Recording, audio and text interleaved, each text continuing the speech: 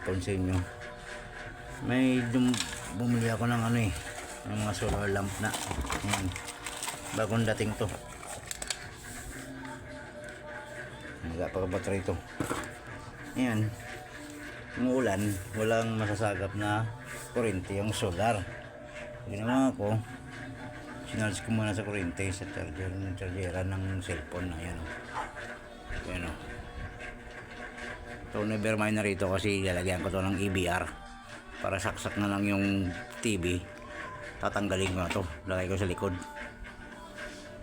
Paano ito eh, paggutok lang yan eh.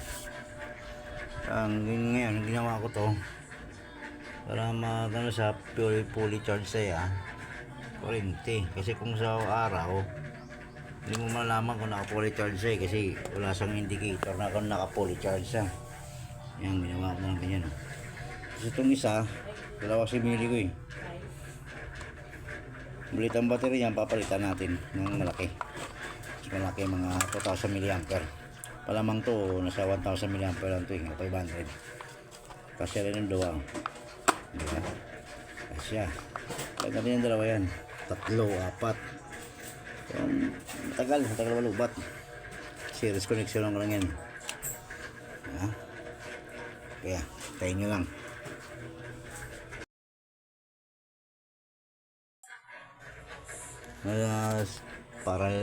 Parallel connection ni. Bali kung 2-4 na eh, ang isa ka battery ni 2-4 to sa 400 mAh. Parallel mo naging 4.8 o bala na siya, basta 4.8 naman magdamag din, maabot na mga hanggang umaga. Hatos pagdating umaga may tira pa siyang kuryente. Pag charge ng solar hindi siya bitin, kaya hindi naman ito mag-charge ng buto kahit na anong hindi kaya ng solar to full charge itong battery sa bapat. Tapos na yung bulag na kung bilihan sa araw full charge sa kuryente. Ito hindi ko na islan ito na palitan. Ito pa lang sana ganyan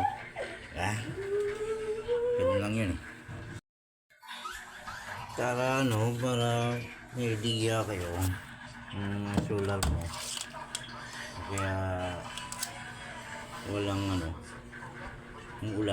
ulang kalimlim, walang masyadong init, hindi yan masyadong mga karga yan yung solar. Sabi nyo kuryente naman, bili ko yun ng charger modular. Ito tsura, pakita sa iyo maya lang. Tapos charge mo yan sa cellphone. 5 volts na lang yan 5 volts. Kuha magkaga ng alligator clip. Tapos ganito. Tapos kapirasong pirasong wire. Ang ganito. Suksok mo lang yun sa may butas Yun tanggal na, diba? Suksok mo lang yan dito butas yan. Sa butas yan, suksok mo lang yan. Tapos pwede mo nang makacharge na. Ito.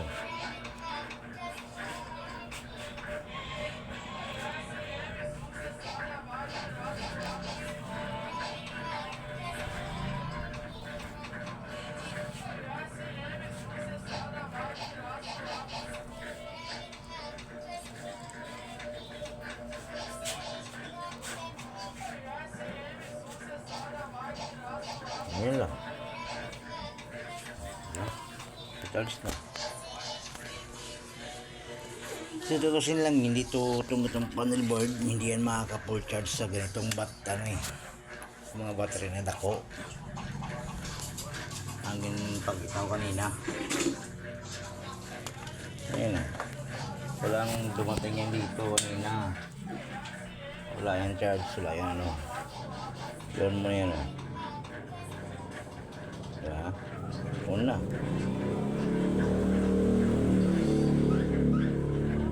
pagsin mo yan okay, dito lang pasindi mo pasindi yan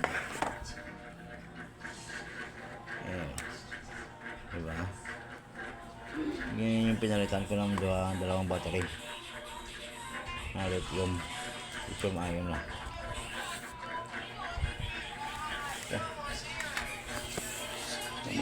Para lang may idea kayo. Ito, galing basura rin to eh. Ang dami na ito. Yung emergency light na to. Nilagyan ko lang ng modular. Ayan o.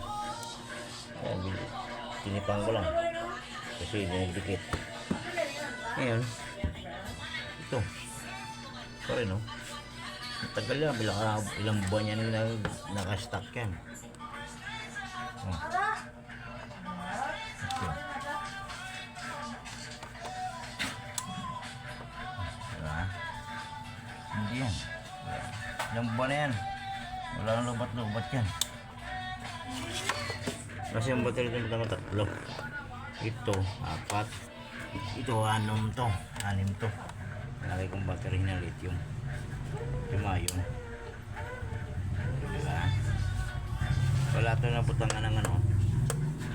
Ang ganito. Ginawa ko, dito sa battery.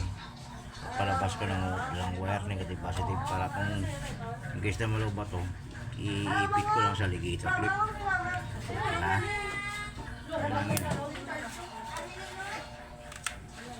Okay guys, ngayon idea na kayo. Susunod,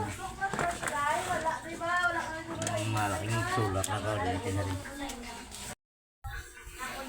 Shout out kay Joan Pisaga kay Dip Dip ah. Hi. Dip, gawin mo yan Dip ah. Ibigyan kita ng ano, mga baterya. Makaswing lang ako dyan. Ha? Aliyo, pinusakyan. Baka kung makakatiro sa buong Taytay, bigyan kita ng lithium ion. Gawin mo yun. Ginagawa ko.